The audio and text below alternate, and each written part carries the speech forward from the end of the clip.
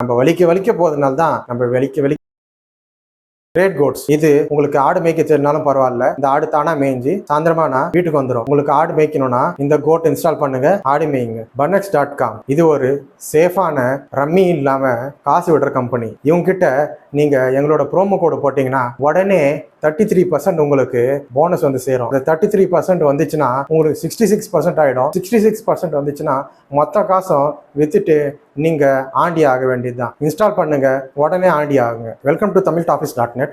இன்னைக்கு தினமரசு நிகழ்ச்சியில் என்ன பார்க்க போறோம்னா, யூடியூப்ல டைரக்டர் இல்லாம இயக்கிய biryani man versus Irfan views பத்தி தான் பார்க்க போறோம். இந்த கதையில முதல்ல வீடியோ போட்டது பிரியாணி மேன் தான். பிரியாணி மேன் யாருன்னா, அவரு மத்தவங்க வீடியோ எடுத்து ரியாக்ஷன் மாதிரி கொடுத்து அதுக்கு அவரோட கருத்தை சொல்லி வீடியோ போடுவார். இர்ஃபான் வியூ யாருன்னா, அவரு ஃபுட் பிளாகர். ஃபுட் பிளாகர் யாருன்னா உங்களுக்கு எல்லாருக்கும் தெரிஞ்சிருக்கும். ஹோட்டலுக்கு போயிட்டு இந்த சாப்பாடு இப்படி இருக்கு, இந்த சாப்பாடு அப்படி இருக்கு அப்படின்னு சொல்லி அவங்களோட கருத்து, இந்த ஹோட்டலுக்கு எவ்வளவு ஸ்டார் கொடுக்கலாம், 4 ஸ்டார் கொடுக்கலாமா, 5 ஸ்டார் கொடுக்கலாமா சொல்லி அவங்க வீடியோ போடுவாங்க. இவங்க 2 பேருக்கு நடுவுல என்ன சண்டைனா, பிரியாணி மேன் சில நாளுக்கு முன்னாடி இர்ஃபான் வியூக்கு நடந்த ஆக்சிடென்ட் பத்தி ஒரு வீடியோ போட்டாரு. அந்த வீடியோல அவரு சில கேள்வியை முன் வச்சாரு. உதாரணத்துக்கு சொல்ல போனா, இர்ஃபான் வியூ ஆக்சிடென்ட் அப்போ நீங்க இறங்கி ஓடிட்டீங்க அப்படின்னு நியூஸ்ல சொல்றாங்க, இதுக்கு நீங்க என்ன பதில் சொல்றீங்க அப்படின்னு கேட்டிருந்தாரு. அப்புறம் இந்தியால உங்களுக்கு ஜெண்டர் ரிவீல் பண்றது தப்புன்னு தெரியாதா, இது தெரிஞ்சு நீங்க பண்ணிருக்கீங்களே, இதுக்கு என்ன நீங்க சொல்ல போறீங்க அப்படின்னு கேள்வி கேட்டிருந்தாரு. இது மாதிரி ஒரு 2-3 கேள்வியை கேட்டிருந்தாரு. இதுக்கு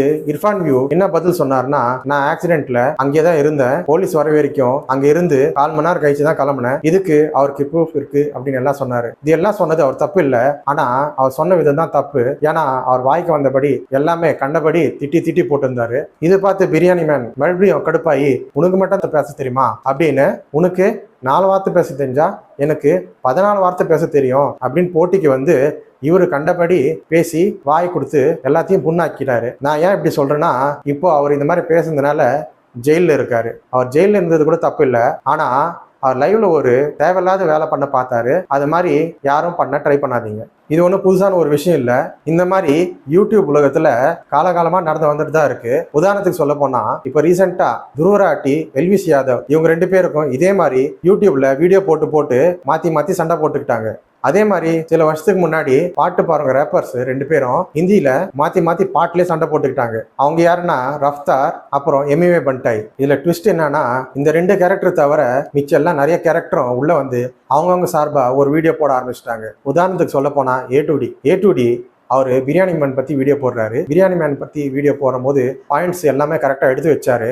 ஆனா கடைசியில ஒரு பாயிண்ட் சொன்னாரு, நான் பொதுவான விஷயத்தை பத்தி தான் வீடியோ போடுவேன், தனிப்பட்ட விஷயத்த வீடியோ போட மாட்டேன். அவர் பொதுவான விஷயம் அவரா முடிவு பண்ணி ஒரு வீடியோ போட்டுட்டாரு, ஆனா தனிப்பட்ட விஷயம் அதுவும் அவரா முடிவு பண்ணிட்டாரு. அது என்னன்னு பாக்குற ஆடியன்ஸ் தான் தெரியும். இது பத்தி சோசியல் மீடியால நிறைய பேரு அவங்களோட கருத்தை மாறி சொல்லி வந்துட்டே இருக்காங்க. இது பத்தி உங்களோட கருத்து என்னன்னு கீழே சொல்லுங்க. மொத்தத்துல இது எப்படி இருக்குன்னா, ஒரு ராஜா அவங்க மந்திரி கிட்ட கேட்டாராம், மந்திரி நம்ம காலையில இருந்து வெளிக்கு போறோமே, அது ஏன் வெளிக்க போறது சொல்றோம் அப்படின்னு கேட்டாராம். அதுக்கு அந்த மந்திரி சொன்னாராம், ராஜா நம்ம வலிக்க போறதுனால தான் நம்ம வெளிக்க போறதுன்னு சொல்றேன்னாராம். இந்த கதை நான் இப்ப ஏன் சொன்னேன்னா, இந்த மாதிரி கதை சொன்னாதான் நான் வந்து அந்த கேரக்டரோட மிமிக்ரி பண்றேன்னு நினைச்சிட்டு இருப்பீங்க.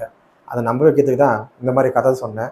மற்றபடி இந்த கதைக்கும் நான் போட்ட வீடியோக்கும் எந்த சம்மந்தமும் இல்லை. எல்லாரும் வீடியோ லைக் பண்ணிட்டு கண்ணை மூடிட்டு போய் தூங்குங்க.